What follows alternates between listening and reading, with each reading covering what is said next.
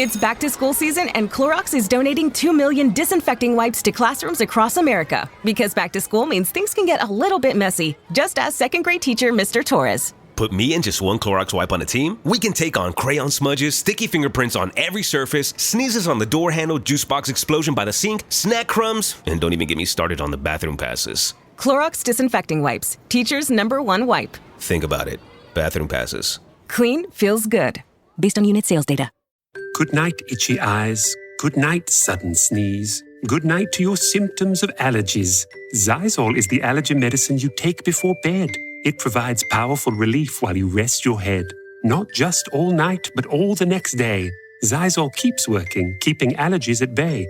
And without those annoying symptoms disturbing your rest, you can wake up the next morning feeling your absolute best. Remember, be wise all. Take Xyzal. At night.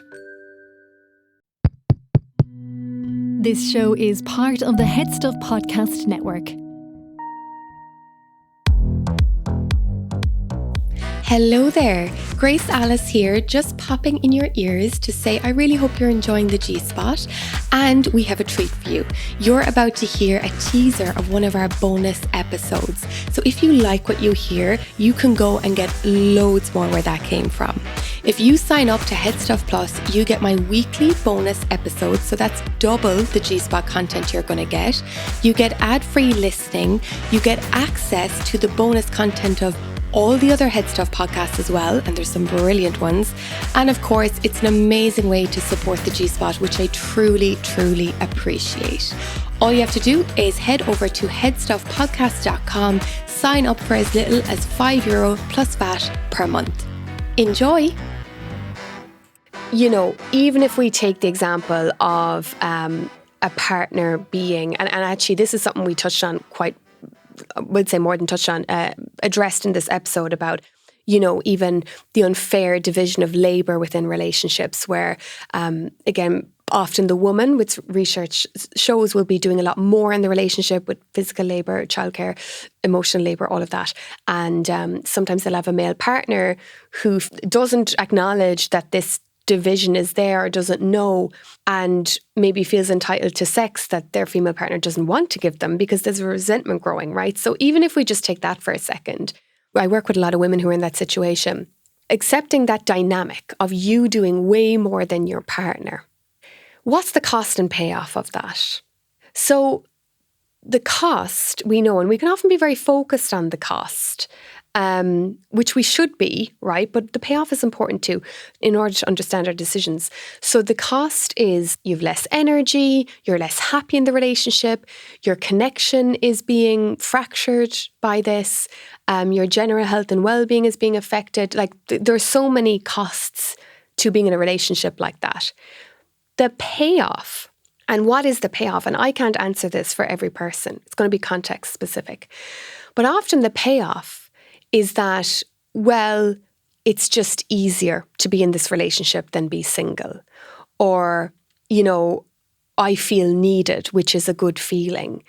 Or, you know, I feel that I get to not have those difficult conversations.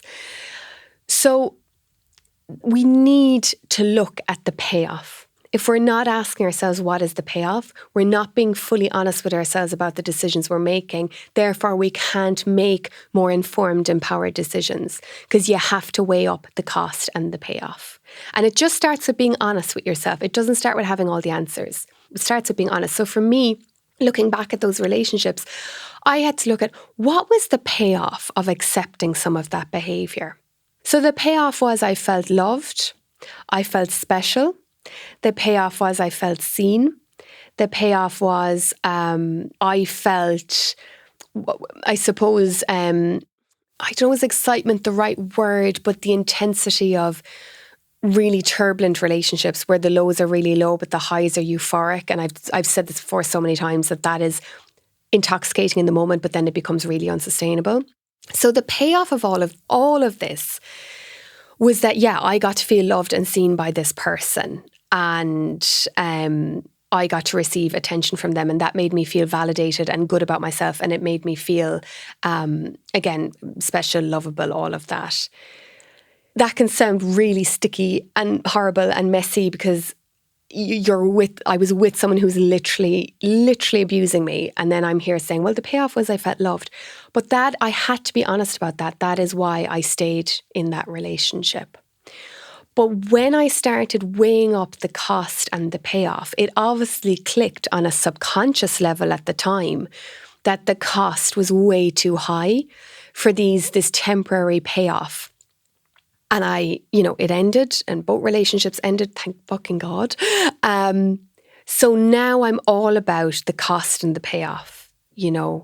What is, even if I'm afraid to have a difficult conversation with a family member or a friend, or I'm afraid to set a boundary or whatever it is, what is the cost of not setting this boundary? What is the payoff? The payoff is I don't have to have that awkward conversation. I can still feel a bit more likable. I can feel, and that mightn't even be true, right? But it's that feeling of, I feel more liked by this person. It's safer. Often it feels like a safer space. Whereas the cost is, I'd have to have this really difficult conversation and they might react badly and they might treat me differently.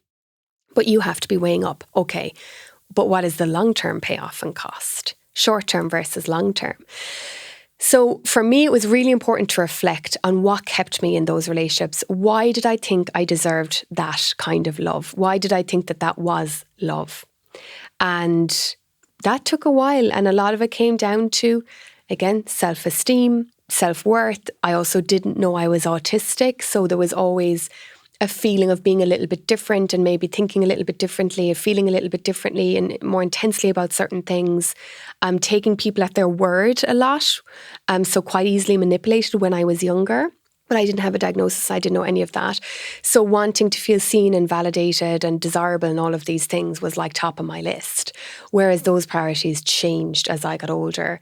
And I learned I could access those feelings while being in a healthy relationship.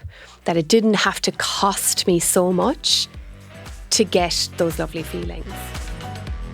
To hear the full episode, sign up at headstuffpodcast.com or click the link in the description. This show is part of the Head Stuff Podcast Network, a hub for the creative and the curious. Shows are produced in association with Head Stuff and the Podcast Studios Dublin. Find out more or become a member at headstuffpodcasts.com.